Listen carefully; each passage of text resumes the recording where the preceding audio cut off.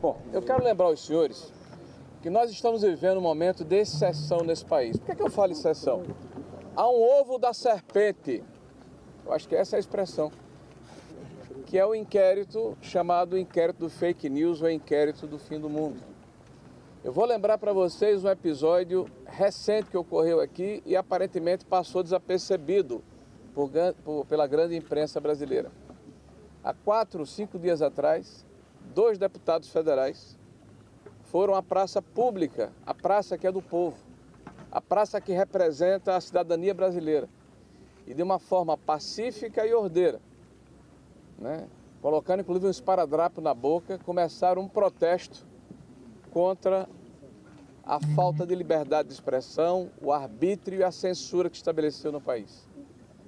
De 1h30 da manhã, o oficial de justiça que veio retirá-los da praça pública, por ordem do xerife-geral do país, que é o senhor ministro Alexandre de Moraes, no âmbito deste inquérito do fake news de 7 anos atrás, que cabe tudo, que tem centenas de outros inquéritos em função do inquérito originário, foi simplesmente o governador do estado do Distrito Federal, o senhor Ibanez. Ibanez foi acordado 1h da manhã pelo ministro Alexandre de Moraes para agir como se oficial de justiça o fosse, certamente amedrontado, coagido, para que fizesse um serviço ou uma ação que não lhe cabia.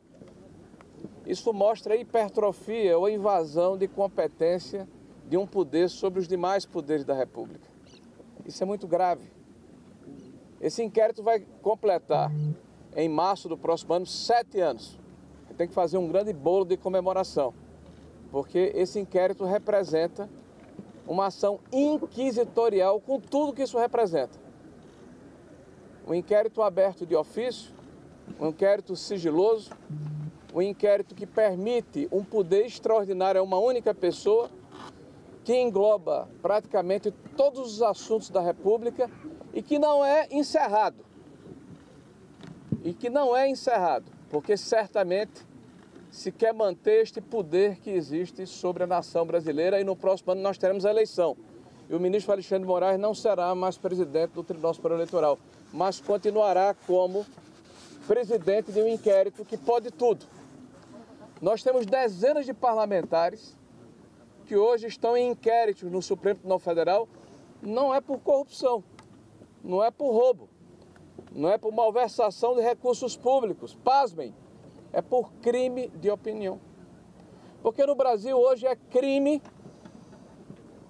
é delito grave se questionar os poderes da República, se apontar as arbitrariedades, se dizer, de uma forma inclusive absolutamente natural, que a legislação brasileira não está sendo cumprida, ou pior, ela está sendo elastecida, ou como é a palavra da moda, relativizada, em função da conveniência, como muito bem pontuou aqui o nosso senador Flávio.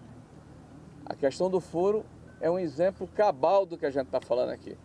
O foro ele foi ampliado e em 23, justamente para que, na nossa opinião, o presidente Bolsonaro fosse alcançado não por um pleno do STF, mas por uma turma.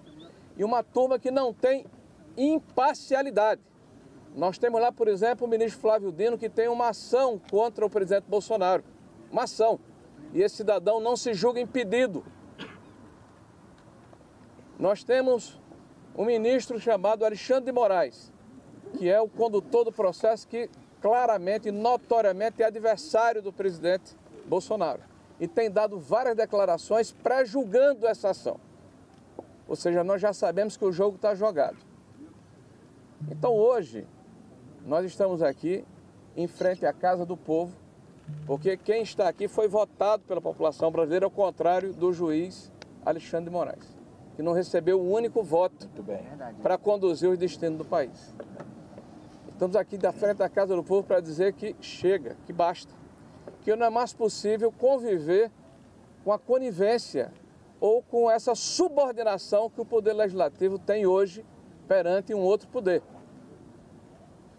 Se acabar com o foro privilegiado, que deveria ser um escudo de proteção para que os parlamentares brasileiros pudessem exercer a sua atividade sem medo, olha que paradoxo, pudessem criticar os poderosos sem medo, pudessem fiscalizar o poder público sem medo. O artigo 53 da Constituição, que trata da inviolabilidade do mandato parlamentar e do foro privilegiado, transformou-se, na verdade, numa arma de subordinação e de coação do Legislativo. Vocês publicam diariamente que há dezenas de inquéritos em segredo de justiça que podem atingir parlamentares. Vocês divulgam diariamente que o parlamento não vota determinadas matérias porque o judiciário não quer. Ora, se um parlamento que representa o povo tem a sua vontade manietada e submetida a um outro poder, então o equilíbrio entre os poderes está quebrado. E os fundamentos da democracia liberal estão por terra. É evidente que há um desequilíbrio. E como é que a gente resolve o problema? Está na Câmara Federal um projeto pronto para votação, já passou no Senado da República, que é a PEC 33 do fim do foro privilegiado. Então que os senhores parlamentares sejam tratados como cidadãos comuns e que o Poder Judiciário, pelo menos através de alguns de seus membros, perca a possibilidade de manietar, de submeter o Congresso Nacional à sua vontade ou à conveniência de ocasião. Então essa é uma das condições que nós estamos colocando, porque nós vamos nos colocar em obstrução, né? A partir de hoje nós estamos em obstrução. O segundo aspecto que já foi colocado pelo senador Flávio, mas eu gostaria de reiterar um ponto. A gente tem escutado aí um grito de guerra, um mantra que a esquerda profere como se fosse uma palavra de ordem que unifica todas as correntes. Sem anistia, o ódio, o ressentimento, né, a divisão do país entre nós e eles, o radicalismo, a necessidade de se ter uma narrativa que coloque uma cortina de fumaça sobre os problemas que o país tem, é o que está por trás disso, porque a esquerda é hipócrita. A esquerda que grita sem anistia foi anistiada por crimes de morte, exatamente, de violência, muito bem, de roubo, exatamente, de assalto, de sequestro. E o Brasil se reconciliou para se voltar para os problemas mais importantes que a nação brasileira tem. E nós hoje estamos vivendo sobre um desgoverno. Nós estamos vivendo sobre uma situação em, por exemplo, que ninguém mais fala do assalto que foi cometido contra os velhinhos do INSS, contra a desestruturação dos nossos fundos de pensão, contra a quebradeira geral das nossas empresas estatais, o Correios à frente. E o nosso desastre do ponto de vista fiscal, que está repetindo os mesmos métodos e os mesmos parâmetros de 2014, 2015, que nos legaram a maior crise econômica da história brasileira. Um governo que gasta sem medidas, que arrecada muito e que está preocupado com um projeto de se perpetuar no poder e não com um projeto de país. Tudo isso está encoberto com uma enorme cortina de fumaça. Então a anistia é importante para que nós possamos nos reconciliar como país e nos debruçarmos sobre os problemas reais que a sociedade brasileira tem. Ontem nós fomos surpreendidos com as tornozeleiras que foram impostas ao senador Marcos Duval. As pessoas poderiam me perguntar: você é solidário ao Marcos Duval? Sou. As palavras do senador Marcos Duval e algumas das suas atitudes não significam que a gente tenha uma adesão integral, mas há uma adesão total e integral à instituição que ele representa. O senador Marcos Duval teve centenas de milhares de votos para estar na posição em que se encontra. Ele volta dos Estados Unidos e as tornozeleiras são colocadas. É evidente que não há risco de fuga, senão ele tinha ficado lá. Então, é uma vontade deliberada e clara de se apequenar a atividade parlamentar.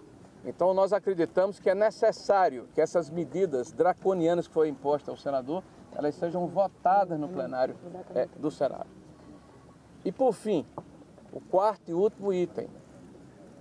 É necessário urgentemente, para que nós possamos voltar a ser pertinentes, para que a população acredite que, de fato, o poder legislativo que representa o povo é importante, para que haja, de verdade, equilíbrio entre os poderes, para que nós possamos resgatar os valores da democracia liberal. É importante que o presidente Davi Alcolumbre entenda É necessário que ele tenha estatura nesse momento e que ele permita a abertura do processo de impedimento por crime de responsabilidade em desfavor do ministro Alexandre de Moraes.